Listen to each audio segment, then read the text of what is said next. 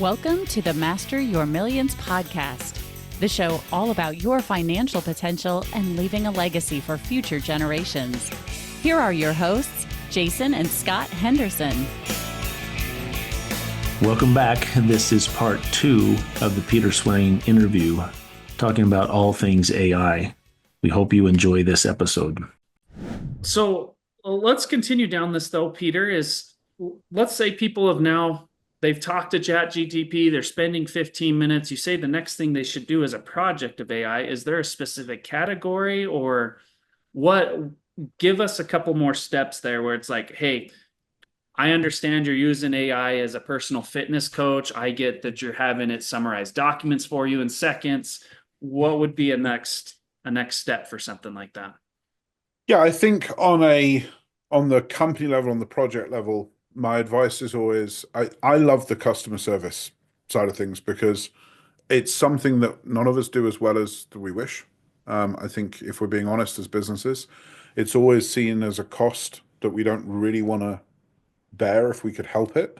But really, we all know that I think there was a recent survey that showed that quality of customer service was the second largest retention of business.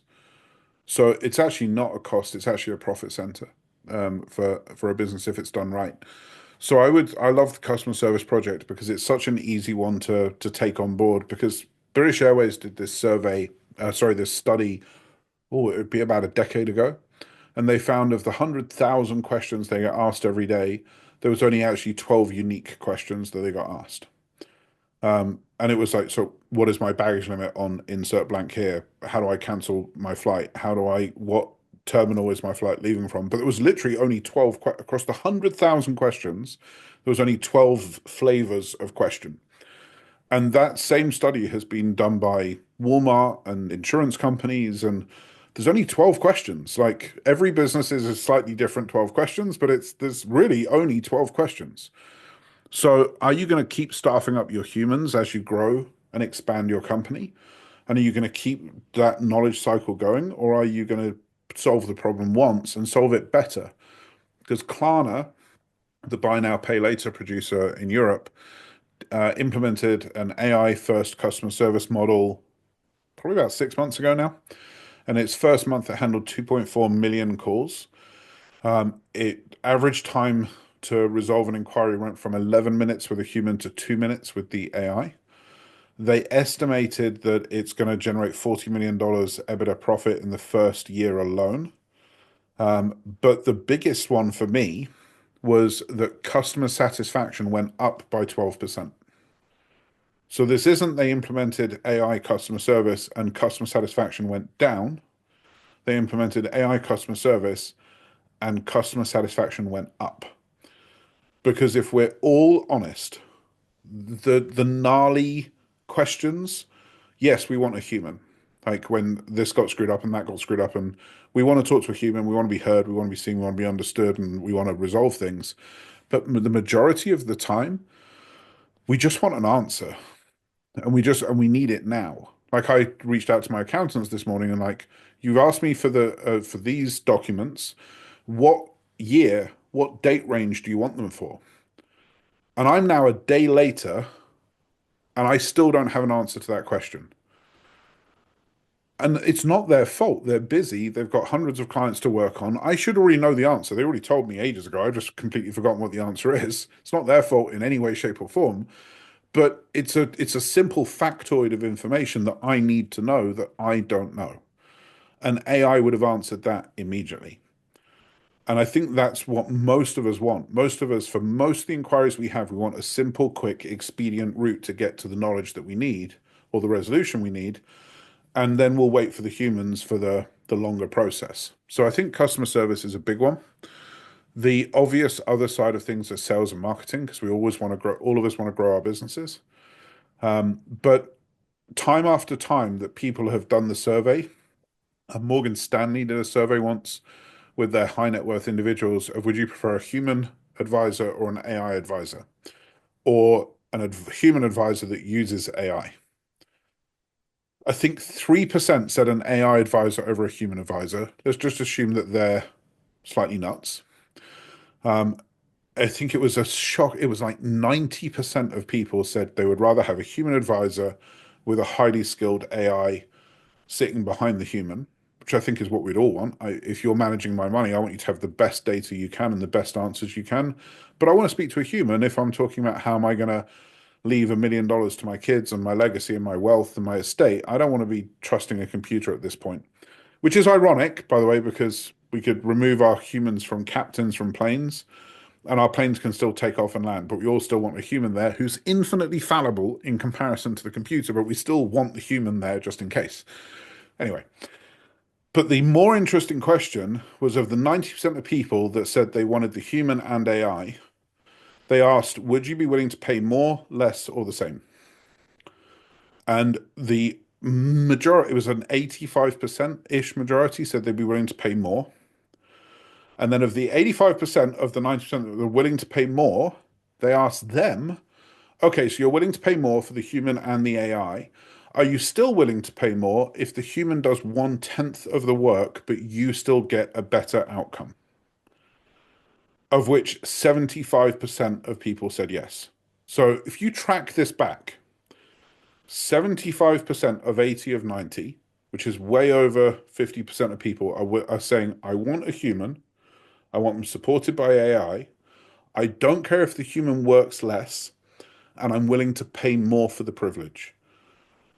If a business can't see what that equation means, that means infinite scale and infinite margin, because it's the humans that cost the money. Once you deploy the AI solution once and it's and running and away to the races, you're not touching that thing again. Whereas what's a Morgan Stanley senior partner advisor? $1 million a year? 1.5 a year? That's not a cheap person.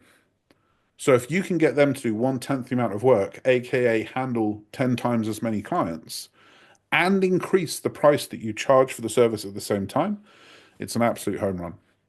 So I think a company should just look across its gamut and go, okay, where could we not in the first instance, not where would we have the most input or the most impact? What is the easiest thing to take? Like, what is the thing we could just go, yeah, we could just do that.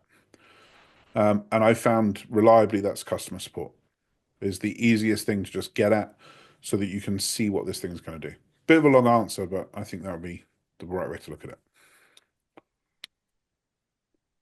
You have, I mean, I see them all the time. There's all these different types of AI, and I guess I don't understand completely, what's the difference between what is it like typeset or this all these different ones. Are they all tied back to Chat GPT? What do you think is better? I mean, is it the Chat GPT? Is that where you spend your time? There's this Claude that's all of a sudden new. There's the new one that came out of China. Uh, Tell us what's the state of the Yeah, affairs, really? so the first answer to your question is the best one is the one that works the best for you. Like that's the ultimate answer to the question of, and I say that because if you're looking at AI enabled systems, there are obviously hundreds. So then it's just a feature fit. Like I need these things. This thing does it. Thanks very much. We used to say all the time in my last position, even a Ferrari uses Michelin tires. You don't need to build something of your own. You can go and buy something off the shelf or rent something off the shelf. No one would ever consider rebuilding Microsoft Word because it's a great solution for what it does. So if there's an AI solution sitting on the shelf that you can rent and it doesn't change your balance sheet, just go and rent the thing that works. Now, with inside the other question of which we're referring to as what we call large language models, LLMs, you have ChatGPT, OpenAI, you have Claude, you have Grok from X, you have DeepSeek, the Chinese one that you just said that just came out of China. And then you've got some others. You've got Llama and Mistral. They're the kind of main seven right now, or main six. Let's discount Llama and Mistral because they're open source for a second. That really is their benefit. They're open source, so it's not going to cost you a license fee to use them on a per thing. And let's look at the others. I wouldn't say that DeepSeek has any meaningful advantage from a commercial perspective. It was a phenomenal academic exercise because they trained it on 1/20th of the hardware that these others have been trained on. So there's some really interesting things for AI geeks to go and look at. It got a lot more press than it should have because of exactly what you just said, the Chinese one. Because America's current state of mind is, oh, the Chinese one. If that had been in Finland, you wouldn't have even heard about it. But because it was Chinese, it got a lot more traction and press than it probably should have. 12% of Oracle's value in a day. Because, and I genuinely, I think that's because it was Chinese. So it's super cool for an AI enthusiast, but for everybody else, really not that important. The three that are left are Claude, ChatGPT, and Grok. And they're all kind of reaching a maturity where their capabilities are very much equal. So actually what you have to look at, it sounds a bit weird, is the inherent bias that sits within the model of the three. So Claude is French. The company behind it, Anthropic, is French. So if you say to Claude, and it's a very fun thing for people to do. You enter into ChatGPT or Claude or Grok, and you say the following thing. You say, I'm going to New York this weekend. I'm going to strap live chickens to my back, run through Times Square, and every time they squawk, I'm going to slap myself in the head with a kipper. How else could I make this awesome? Right. Silly prompt, but what will happen is Claude will say, don't be stupid. It's a terrible idea. It won't play the game because as a French company, it's quite opinionated. If you say I want 1,000-word piece of text and Claude thinks you should have a 400-word piece of text, it will give you a 400-word piece of text, and when you ask it for 1,000, it will say no. It will tell you that you're wrong because it has been told that this is the way it's done, which is not helpful. ChatGPT is very American. So you can say, I'm going to strap some live chickens to my back and run through Times Square and slap my head in the kipper. This is a great idea. And because you're paying it, it will go, it's a fantastic idea, which is quite an American concept. And you go, I've changed my mind. It's a terrible idea. It will go, you're right. It's a terrible idea. And you go, no, I've changed my mind again. It's a great idea. It will go, it's a fantastic idea. And you can get it to do whatever you want it to do. The problem is then that if you're asking it to do something for your business that isn't a good idea, ChatGPT will do it. So if you say, this is my marketing strategy and this is what I want your help with and this is what I want you to flesh out, ChatGPT will answer the question. It won't do what you would hope it would do, which is step in with some expertise and go, Jason, this isn't going to work, which is what you would hope. We call ChatGPT intoxicatingly mediocre. Of like, it looks like it's fantastic, but if you use it on an area of your expertise, you can quite quickly see the flaws inside it. So it's quite useful to magnify your own brilliance and your own genius, but it's very dangerous when you use it for a subject that isn't your area of expertise. Like if you as a non-attorney use ChatGPT, it's going to look like it gave you the perfect answer to the perfect letter. If an attorney picked it up, they go, this is wrong. That regulation isn't in Delaware. That's against the Uniform Commercial Code. Da, da, da, da, da, da, da. Whereas if an attorney picked it up, they get a really good outcome. And then Grok 3 is from Elon and X and Twitter. So it has a lot of strength in the fact that it has access to everything that's happening real time on X. So it's really on the pulse. Like you can say, pull out the last 5 headlines on X, and because it has access to everything that's happening on X at the same time, it gives you a really, really good response. But my best answer is back to what I kind of said about 30 minutes ago of whichever one of those works for you, works for you. Like the biggest difference here is the 0 to 1 for most people. It's not, should I use Google or Yahoo to get my search results? It's like, no, you should be using a search engine of some description. And if you prefer the way Yahoo gives you results, the way Google gives you results, then who am I to say? But please stop being the person that asks me how long it takes to get from London to my house. Love you, Dad. Like of just like go Google it. Like so I think the first thing that most people need to do is just get onto the first rung of the ladder. And then once they're on the ladder, then you can start comparing different models and different ways of doing things. But most people I've found haven't yet made that first leap because they pick it up. Most people's AI journey is the same. They watch something on YouTube. This guy says you can do all your social media in 15 minutes a day. They pick it up. They get mediocre results. they get despondent, they put it back down, they get frustrated with it, and they ignore it, and they don't do anything else. The people that win at it are the people that do what Scott said, and they spend a couple of weeks on those first couple of projects going, that isn't quite right, that isn't quite what I meant, and working out how to have a conversation with it, because it isn't a tool. It's not write me this song, enter, go, thanks very much, come back. It is a conversation with someone, and you suddenly realize how bad you are at communicating what you want. Because we rely on other humans consistently to interpret what we've said.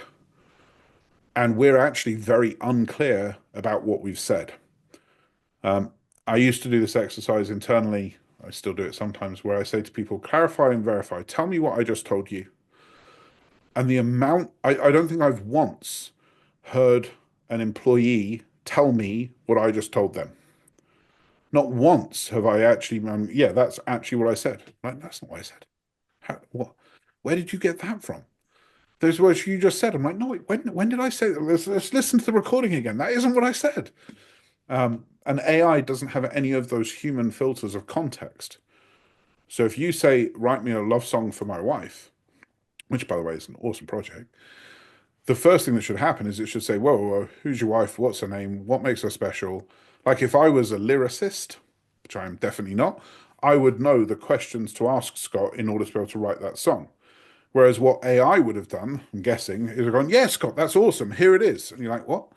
I haven't told you anything about our relationship or where we met or who we are or anything yet. How do you feel that you can just write a song? Because ChatGPT will do that. As I said, it's just intoxicatingly mediocre and it's straight to agreement. So if you said, write me a song, it goes, sure, here's a song. Right, okay, that isn't what I needed. What I needed was an intelligence to clarify and have a conversation with me, which is what we're seeing now. ChatGPT 4.5 came out on Friday, and it's now starting to develop and show that those signs of intelligence. It's Sam Altman said it's like having a conversation with a thoughtful human. And he's right. It is. It is like having a conversation with a thoughtful human, not a thoughtless human.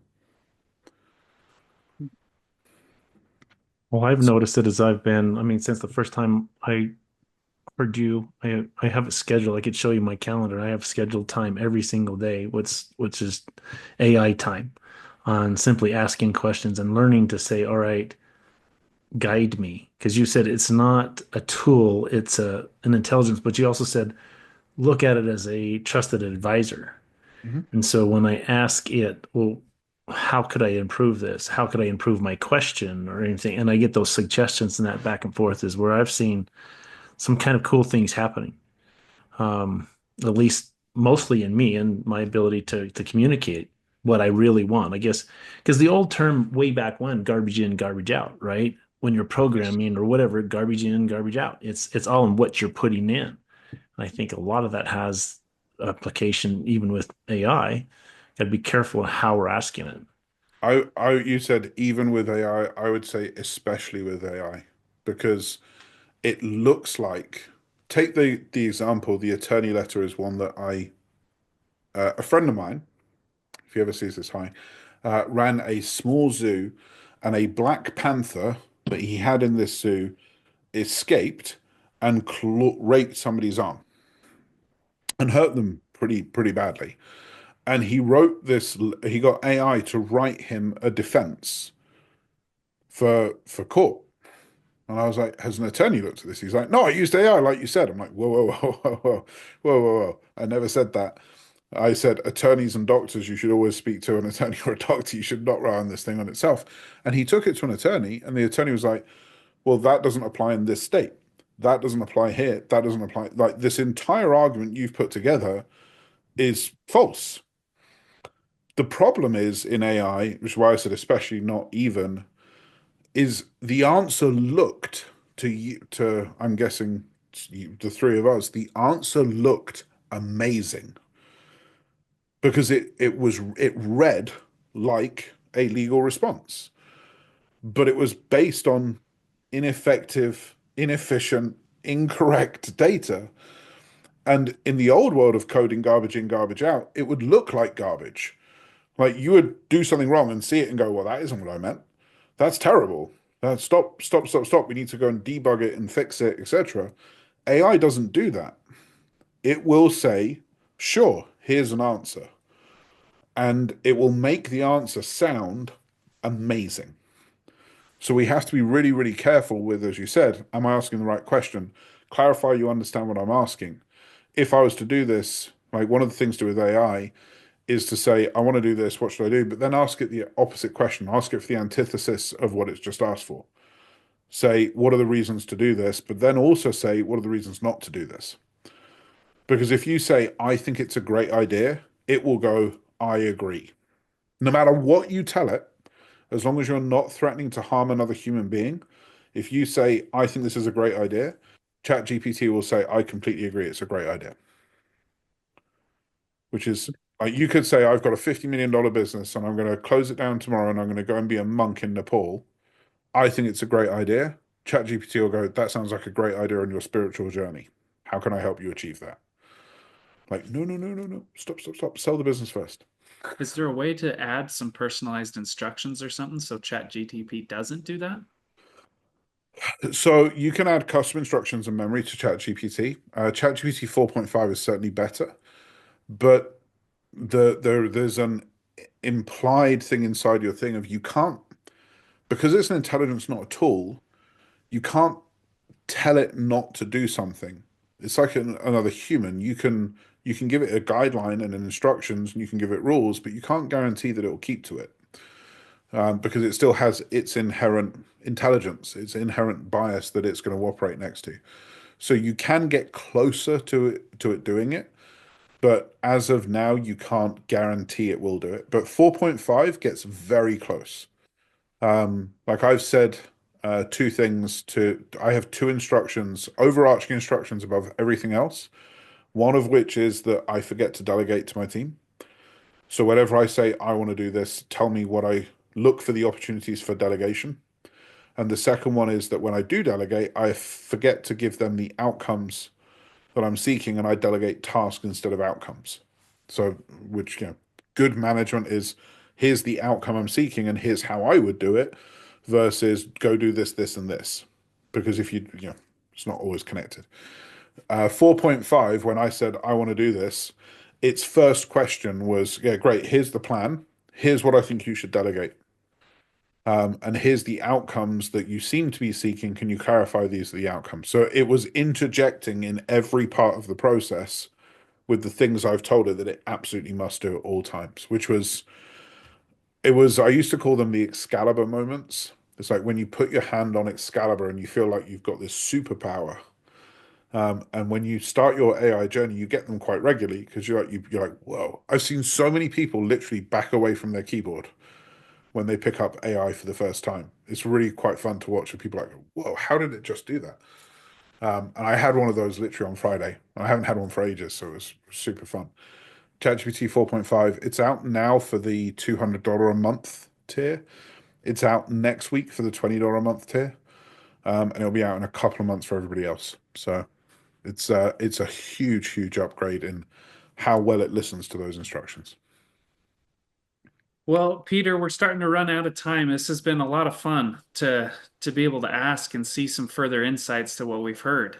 If our listeners wanted to connect with you, what would be the best way to go about doing so? Yeah, thank you. Yeah, I'm on every social account is the same, Peter Swain 24/7. So it's PeterSwain 247.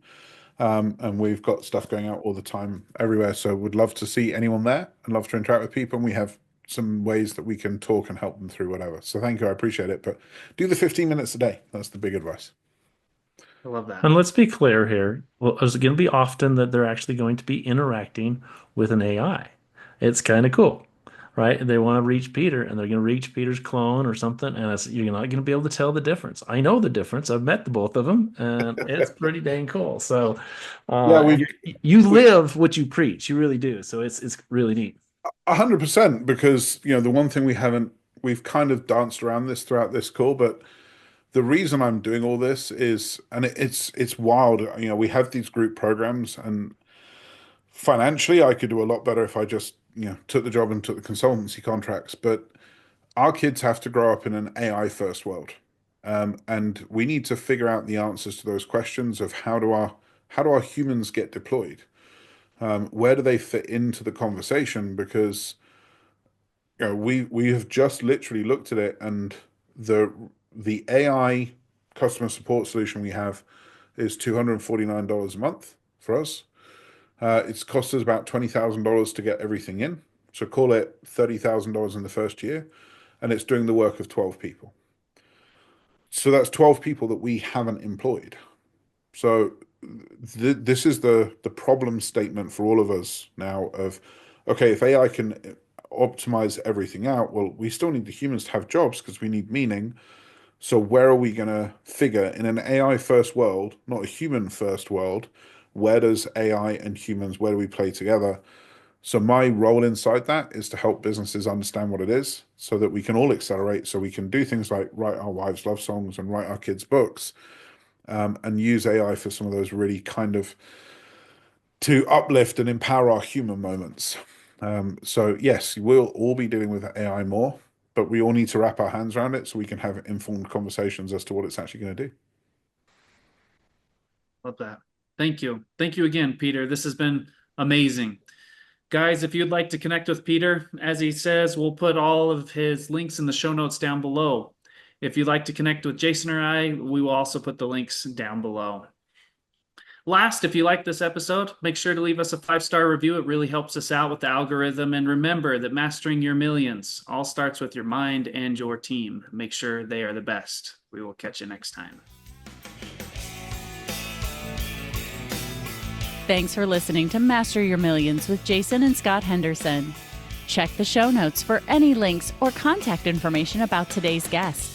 Make sure to follow the show so you don't miss any future episodes.